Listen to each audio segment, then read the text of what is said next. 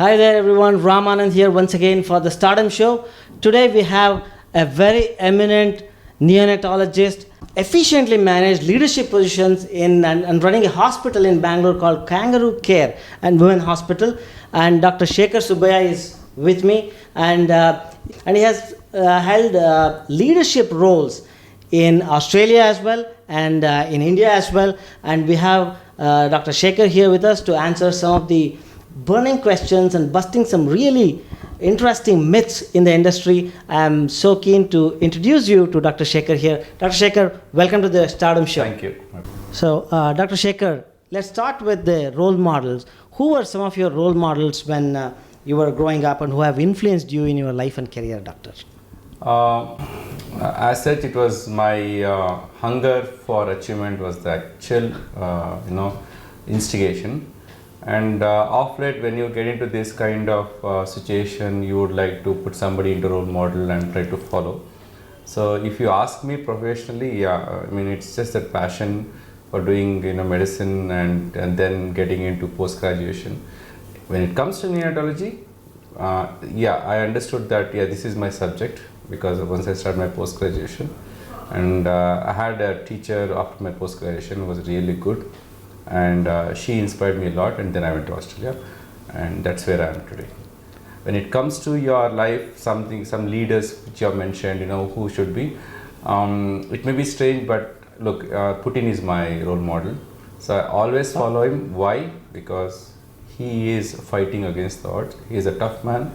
He is working for the country. He knows how to suppress his opponents at need time for the welfare of the country. So I like his toughness, dedication and planning. Fantastic. That's actually I found very interesting to say Putin as your role model. Fantastic. I believe so many other people in leadership roles would also have him as role model as well. And maybe there are so many other people who are looking up to you as a role model. Definitely. So that is how things work. So how did you arrive at running this organization, Doctor? Let's please share a little bit about that and what brought you here to have this run this organization. I think first of all you should be passionate. You should know which field is suiting. Yes, I'm a doctor. I did my post-graduation, went to Australia, finished my neonatology, had a good job, and life, everything was going well. But I started to have that vacuum. What am I doing here? Just earning, spending time, not doing something out of the box. And I always had this dream about the institutions. So then I thought, let me wind up. Against all the odds, I winded up and came to India. And first of all, I have that nature of, being a leader. Right from my school time, I'm a leader. It may be school, college, and in my post-graduation, I was a state general secretary for JDA.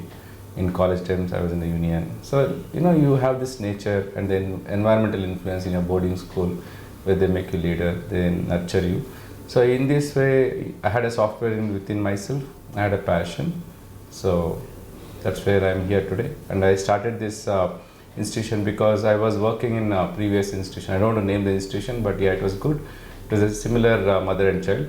But I was working as a doctor. I was a medical director too, but I didn't have powers. Mm-hmm. So having studied so much and being a neonatologist and also in medical administration, I did my Royal College of Fellowship. I was actually under some MBA graduates who used to run the show. And then I thought, when I have this team, when I have the mindset, when I have the courage, passion, planning, why don't I try?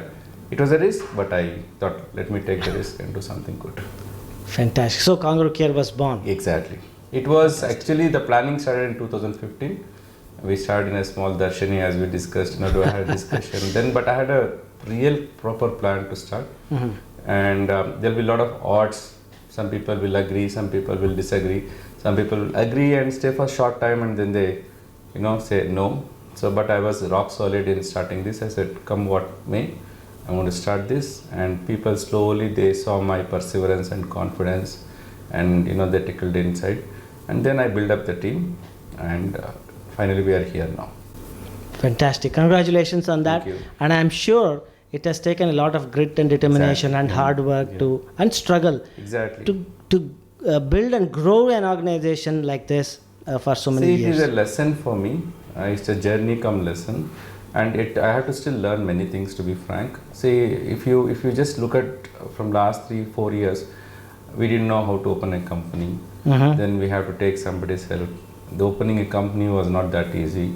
You have to put in a lot of documents, you have to choose the name, get the team in, and you have to go through so much of documentation because we were not very good in that. And once we formed the company, then the place, where to do, and then I've struggled for 2 years to look for the place, and my friends helped me in this situation. Once I zeroed this place because there is a vacuum and I belong to this part of Bangalore, and from there it all started. And how do you get the funding, how do you get the team? It's a journey, it's a long journey, and once you start, there's a lot of hiccups here. You have to be very professional.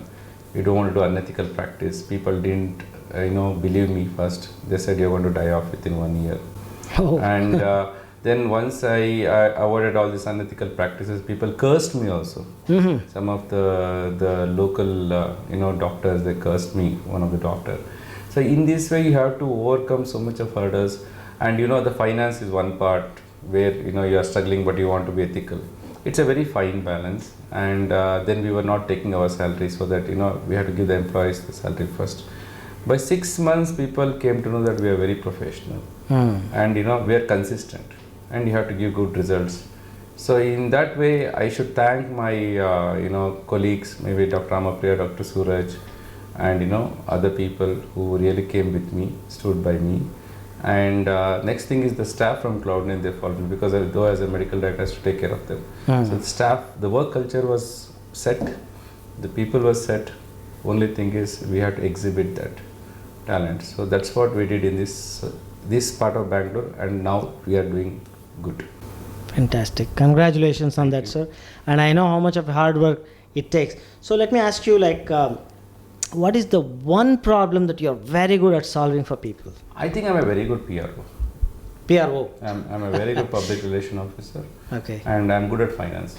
I know where to spend, where to hold, and I'm very clear in my decisions, what happens after 2 years if I do this. Fantastic. So what would be, I would like to ask you, what are you passionate about personally and professionally? See, professionally I'm very passionate about neonatology. There is no other, and also managing the institutions. I want the professionals to manage the institution rather than an MBA graduate, because there's a human connect between a doctor and a patient. A lot of research done recently, even in US, they say the professional should take care of the hospital. The efficiency of the hospital will go by 30%. Yeah. And the patient satisfaction is much. And once this corporate came into this health industry, it became a very non-medical people running the show. But now again it's getting back to the same old style where the professionals run the institutions, and we are also doing both the degrees, really, which is going to help us professionally. I can say I'm very passionate about neonatology. I'm passionate about taking care of the institutions. I would say administration. Administration. Got it. So you mean to say, instead of an MBA running a hospital, a doctor can run a hospital and still can also become an MBA and run a hospital. Exactly. But the MBA can't become a doctor and do it. And you asked me the other question. On a lighter note, I'm really good at driving. I like cars. I keep changing cars. Oh, I see. So that's my passionate. So which are your cars right now? No, that's fine. Any car, if you like driving, you will enjoy that. So it's not about which company you should buy. Yeah. So any car within their limits. Perfect. So I know that you have you just shared that you've been a doctor entrepreneur. So you've been in the leadership role, and you've been from the medical industry. You came from the medical industry and started your own journey as a business owner, as an entrepreneur as well. So what would be your 3 pieces of advice for other entrepreneurs who want to start their own business, who are looking at startups and are looking for inspiration and advice from people who have already done it like you? I think we should be passionate in what we do. Number one. Yeah. Number 2, you should have that financial discipline. Number 3, you have to be professional. You should have the professionalism, that it can be transparency, it can be accountancy, passion, professionalism, and you should be good at financial management. Financial management. Yeah, financial discipline, I would say. Discipline, financial discipline, passion, and being professional Yeah. in everything that you do. Perfect. So, what 3 words would come to your mind that describe you? I'm a very positive guy. Positive. Yeah. Second thing is I'm hardworking. Hardworking. I'm a little bit short-tempered. Short-tempered. Okay. So that describes you in 3 words. Fantastic, Yeah. fantastic. So, and finally, before we end this piece, this episode, I would like to ask you, what would be your message to the world at large, to the people? So I'm still a beginner. I don't think I'm such a big man to give a message to the world, but definitely nearby community who work with me, who believes me. Okay, I can share my experience. Then a message is that we have to do what we like it. We don't have to do by force. Otherwise, it becomes a burden. You may be good in something, I may be good in something, but we should do what we like. Number 1. Number 2, when we like something, we'll be honest. That honesty and hard work comes within your passion. And then third thing is you should always work to your limits. Over planning is always dangerous. Over planning. Yeah, so we should plan according to our limits. Got it. So, and you can then from there you can take on next step. You should have a proper plan, I would say. Got it. So, Doctor, I would also like to ask you one professional question which is related to your trade. So, what is, because of technology, a lot of things are changing. I believe the medical industry is also changing dramatically during the last maybe 20 years, 25 years. So, what do you think is changed from the past and what is going on right now? And what is the future outlook for this industry? For the medical industry? Medical industry. See, technology is really helping a lot for medical industry. It can be with respect to the patient care. It can be equipment, the software within the equipments, or it can be related to medical treatment. If it is radiology, CT, PET, MRI, all those things it has evolved. And when it comes to treatment, the targeted, treatment, it can be in carcinoma treatments. Actually, it's improving. It can be regarding the documents preservation, how we can keep the documents and electronic documentation.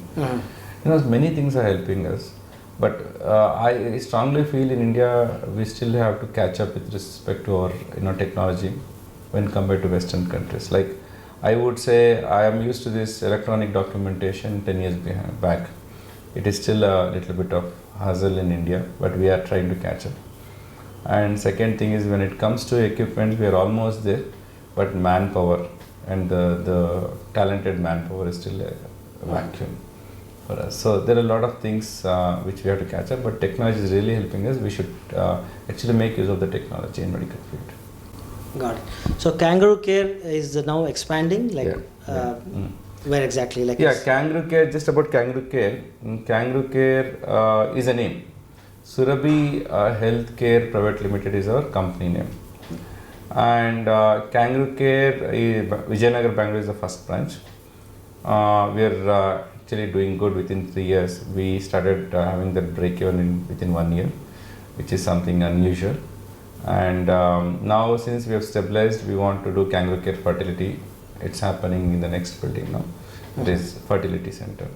Then we are about to start a second center in Mysore.